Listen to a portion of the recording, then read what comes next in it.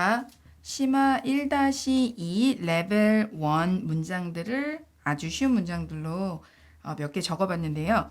자, 먼저 문장을 한번 읽어볼게요. He left. She is asleep. He wrote this book. He made her this chair. 이렇게 한번 네 문장을 적어봤어요. 자, 너무 쉬운 예문들이라서 여러분들이 무슨 뜻인지 제가 읽으면서 읽는 동안 다 이해되셨을 거라고 생각해요. 자, 이와 같이 레벨 1은 원래 그냥 한 문장.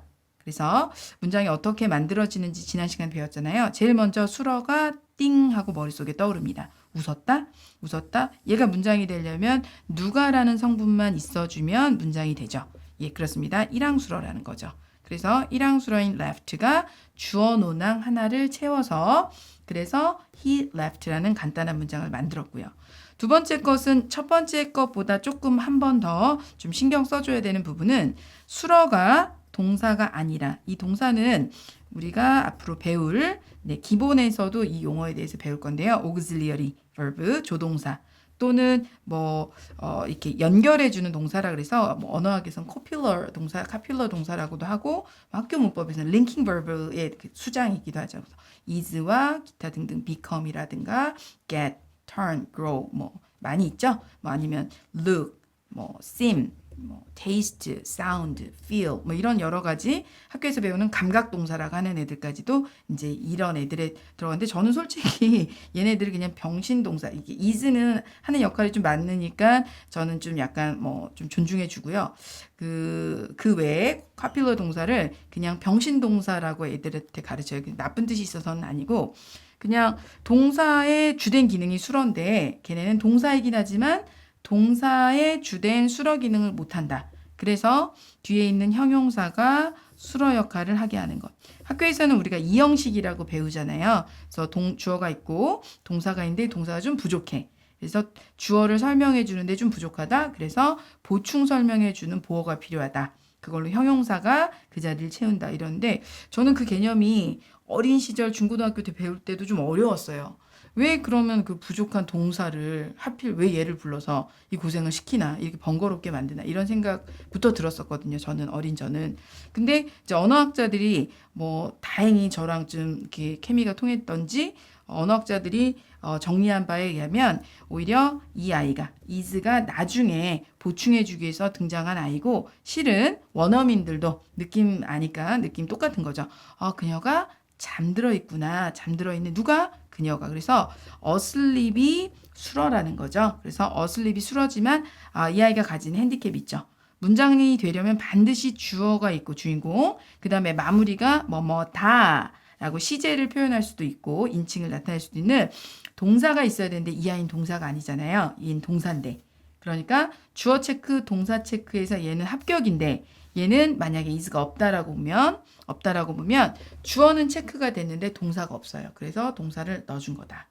그녀는 잠들어 있는 상태다. 근데 조금 단정적인 표현이에요. 그래서 만약에 내가 좀 뭔가 그녀가 만약에 안 잠들어 있으면 어떡하지? 그러면 대략 이제 낭패인데 그러면 약간 나의 그 체면을 좀 지키고 싶다. 그럼 좀 안전하게 하려면 잠든 것 같이 보이는데 그러면 she looks asleep 이렇게 쓴다든가 소리가 잠드는 이게 그녀가 잠들 때마다 그렇게 내는 소리가 있다. 새근새근 이런 소리가 있다면 she sounds asleep 이렇게 쓸 수도 있겠죠. 그래서 is보다는 우리의 감각, 귀로 듣는다던가 눈으로 본다든가 라고 하는 것이 조금 혹시 그녀가 잠들어 있지 않은 거라 하더라도 덜 창피할 수 있죠. 그래서 is는 좀 단정적인 표현이고요. 우리가 흔히 말하는 카필러 동사, 즉 감각 동사 애들은 좀 더 안심하고 좀 아니면 그만이지 이렇게 좀 아닐 경우에 대비해서 좀 편안하게 쓰실 수 있는 그런 동사들입니다. 어쨌든 요것도 레벨 1에서 이제 일항수러 이제 요 일항수러랑 조금 구별되기 때문에 제가 한번 써봤고요. 여기 아주 쉬운 예문이 준비되어 있죠. wrote입니다. 그러면 썼다 누가 그가 무엇을 this book 이 책을 썼다. 그럼 명사 두 개는 최소한 있어야 문장이 되는 수러는 이항수러라고 했죠. 그리고 마지막은 자, 이 아이는 누가 누구에게 목적지가 되겠죠. 누구누구에게 무엇을 어떤 것을 만들어 주었다. 그래서 make는 1항수로도 되고 2항수로도 되고 3항수로도 누구와 어울리느냐에 따라서 뭐 1항수로일 때는 다가오다라는 뜻도 있고요. 2항수로일 때는 뭐 흔히 만들다. 여기서는 누가 누구에게 무엇을 만들어주다. 이렇게 해서 그냥 뭐 제일 쉬운 단계 원래 한 문장을 레벨 1이라고 합니다. 자, 여기까지 말씀드리면 여러분들이 레벨 1은 그러면 한없이 쉬운 문장 아닌가? 이거 너무 기초적인 거 아닌가? 레벨 1은 내가 다 아는데 이렇게 생각하실 수도 있는데요. 꼭 그렇지만은 않습니다. 왜냐하면 사실은 레벨 2가 가능하려면 레벨 1에서 미리 학습하고 가셔야 될 아주 기본적이지만 굉장히 중요한 원리들이 레벨 1에서 해결돼야 하기 때문인데요. 예를 들면 제가 그리다 말았는데 여기 모든 문장 앞에 말을 이렇게 그려주시면 그 앞에 두 가지 우리한테 좀 생소한 어떤 자리가 두 개 있습니다. 이 자리는 스펙, 이 자리는 컴프. 라고 간략하게 줄여서 부르는데요. 아직 우리가 배우지 않았습니다. 근데 제가 지난 시간에 보여드렸던 그 앞으로의 수업 과정에 보면 스펙이라는 용어, 컴프라는 용어 등 우리가 촘스키 문법, 변형 생성 문법을 배우는 데 있어서 꼭 알아두어야 될 새롭지만 굉장히 중요한 개념. 그러니까 어렵지도 않아요. 그 개념들을 배우는 곳이 바로 레벨 1 단계에서 먼저 선행되어야 하기 때문인데요. 예를 들어서 우리가 의문문을 만든다. 의문문도 우리가 중학교 1학년 때 배우는 건데 사실은 이 의문문을 배우기 위해서 스펙 자리와 컴프 자리로 이동해 나가야 되는 일이 생깁니다. 그렇기 때문에 스펙이라는 컴프라는 새로운 용어에 대한 이해가 필요한 부분이 레벨 1에서 이제 필요하고요. 감탄문도 중학교 1학년 때 우리가 배우고 안 배웠는데 감탄문도 어쨌든 WH 성분들이 스펙 자리로 이동해 나가서 만들어지는 거고요. 그리고 좀 고난도 특수구문의 도치, 그죠? 문장의 중요한 강조하고 싶은 문장의 여러 가지 성분들, 예를 들어서 부정어라든가 뭐 부사구라든가 주로 장소의 부사구가 나가죠. 그리고 뭐 형용사구, 보어 같은 것들, 그리고 문법적으로 때로는 필요해서 도치가 이루어지는데 도치되는 성분들이 가는 곳이 바로 또 스펙이 되겠습니다. 그래서 얘가 주어 자리가 아니에요라는 걸 티내주기 위해서 덩달아 따라 나가는 어떤 장치들이 있는데 예를 들어서 조동사가 컴프 자리로 같이 따라 나간다든가 아니면 일항수로 본동사가 같이 따라 나간다든가 누가 도치되어 나가느냐에 따라서 따라 나가는 애들도 다르거든요. 어쨌든 이런 개념들도 스펙 컴프의 자리를 이용해서 여러분들께 설명될 것이기 때문에 굉장히 중요한 것들이 레벨 1에서 이루어진다라고 말씀드릴 수 있겠습니다. 그리고 뭐 여기서 쓰이는 그리고 여기서도 쓰이게 되는데 일반 동사 같은 경우는 주어를 넘어설 수 없는 한계가 있어서 그럴 때는 일반 동사 대신 심부름을 해주는 do라는 조동사가 auxiliary 중에 있잖아요. 그래서 do, does, did 세 명의 회원이 있는데 이 아이들이 대신 나가주는 그것도 바로 컴프가 되거든요. 그래서 이런 것들이 레벨 1에서 학습되어진다. 결코 쉽지만 않다.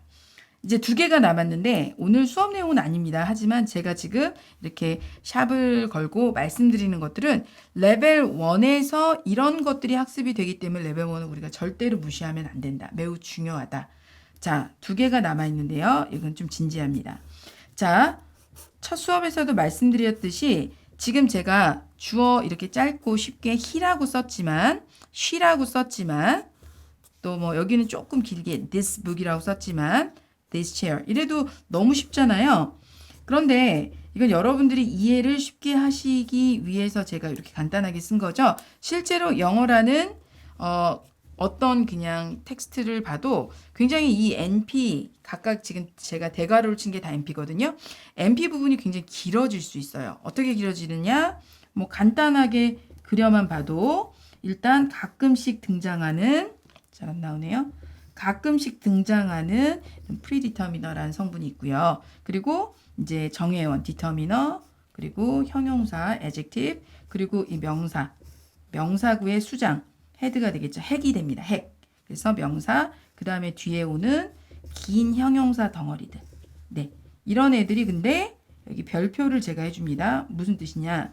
여러 개가 올 수 있다는 뜻이에요. XP1도 올 수 있고 XP2 뭐 이론상 무한대로 올 수 있죠. XP3 뭐 이런 식으로 A도 마찬가지로 A1, A2, A3 이렇게 여러 명이 올 수 있다는 뜻이에요. 여기 별표를 해줬다는 것. 그러면 이 NP가 이렇게 꽤 길어질 수 있는데 이런 것들도 이 NP의 내부 구조, 긴 복잡한 내부 구조들도 레벨 1에서 배우기 때문에 우리가 레벨 1은 그렇게 간단하고 만만한 녀석은 아니다. 자, 마지막으로 동사 left, is, wrote, made. 저는 이제 간단하게 이렇게 과거 시제, 현재 시제, 과거 시제로 썼지만 이런 것들도 길어질 수가 있어요. 그는 웃었다라는 뜻이지만 예를 들어서 그가 3시간째 웃고 있어. 그러면 has been laughing이 되지 않겠습니까? 그리고 그녀는 분명히 잠들었음에 틀림없다. 분명히 잠들었어 그때. 그러면은 she must have been asleep 이렇게 되니까 이것도 꽤 길어질 수 있구나. wrote도 마찬가지죠. 그가 이 책을 쓰지 말았어야 돼. 그러면 he should not have written this book 이렇게 되잖아요. should not have written, should not have written. 네 글자로 wrote가 이렇게 확장되죠.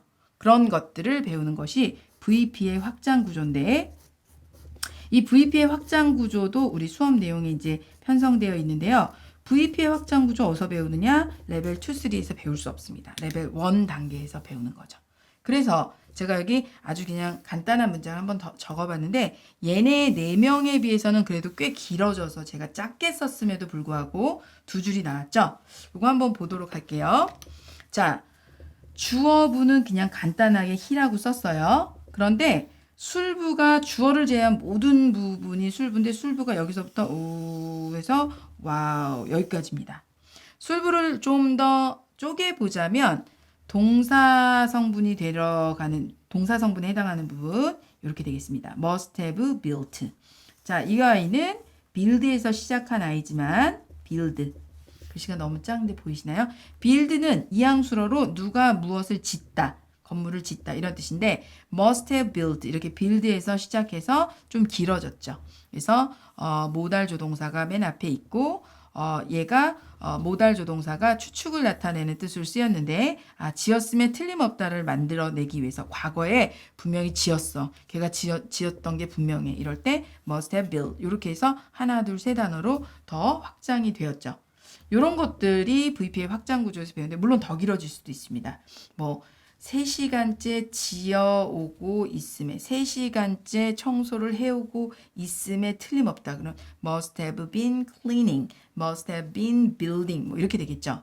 더 길어질 수 있는데 이렇게 3단어로 한번 만들어 봤고요. 이제 더 심각한 것은 명사구를 꽤 길게 만들어 봤는데요. 일단은 all 이라는 아이가 오게 된다면 맨 앞에 옵니다. 이게 프리디터미너 중에 하나인데 그 다음 얘네들은 이제 those라는 애는 별 뜻은 없죠. 저라는 뜻 이렇게 지정을 해주는 겁니다. 그래서 이 아이를 determiner라고 해요.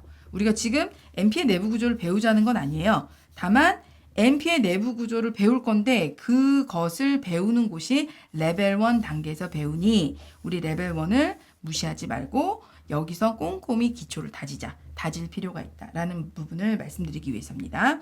자, 이제 3 개의 large, 큰 beautiful, 아름다운 요 세 아이는 바로 여기서 말씀드린 것처럼 houses, 집들을 직접적으로 꾸며주죠. 3개라는 수량, 크다라는 어떤 느낌이 확 오죠. large를 듣는 순간 beautiful, 멋진 집이구나, 아름다운 집이구나.